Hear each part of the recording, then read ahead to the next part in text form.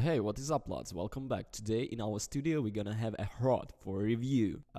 Let me please remind you that HROT is an EA game. That means early access. A lot of what is criticized here may be fixed or changed in the future. So the retro FPS games have been on the rise recently, and as with every new popular trend, many titles come out trying their own spin on them. HROT attempts to mix the old school aesthetics and gameplay with the Soviet post-apocalyptic themes. Does it succeed? Right off the bat, HROT starts with the any fuzzy breezy introductions. No boring hand-holding tutorials, no flashy cutscenes telling you how to feel, and no over-charismatic character voicing every action. Actually, no one speaks at all. You'll have to discover the mechanics of the world by playing, exploring, and experimenting with it, which makes the experience all that more immersive. I'm running from a giant gas mask wearing horse that leaps over the small buildings, only to round a corner and be ambushed by giant statued heads that fire bullets at me. The statued heads bleeds when I shoot them. Mere minutes later, shrunken, the humanoids hold me through the sewers, blasting shotguns at any sign of movement. Blood-sucking spiders are soon to follow, eager to drain my dry as I threw the grenades at them in a fury. And I'm having a blast every second.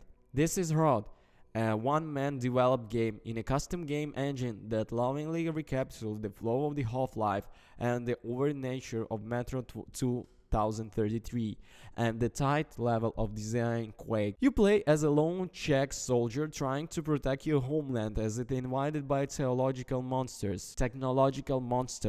It becomes fast apparent that Ravenous Dogs and Reality's Riftman are the least of your content as you dive deeper into HROT's surreal, Orwellian world of Czechoslovakia. HROT captures a perfectly depressing air, everything saturated in a hues of brown and pale, sicky white. The smoke overhead blows out of the sun, and your opponents are just as sickly wheezing, hissing, and grumbling as they menace you. The weapons you wield are powerful but crud, shaking and clattering like mass-manufactured knockoffs. Health packs are milk rotation packets. Brutalist razor-sharp blocks. Architecture surrounds you like a mausoleum that might swallow you whole every fucking time. And every time you unlock a new area in the interweaving maze. In gameplay terms, it feels very much like Dust, the outstanding retro FPS from the late 2018. Dusk publisher New Blood Interactive isn't involved with HROT, but New Blood CEO Dave Oshry acknowledged that similarities in a Steam user review writing Dusk dude, drink too much vodka? I don't know if much or something. An attempt at regionally approach accent, but I'm living in the case. He also described in separate messages that essentially Slav Dusk, which is funny. The initial early access release includes one episode called Kiss Me Gustav, with 8 levels, 9 weapons, 17 enemies, the boss fights, and it is expected to be out of in 9 or 18 months, the release of the full version.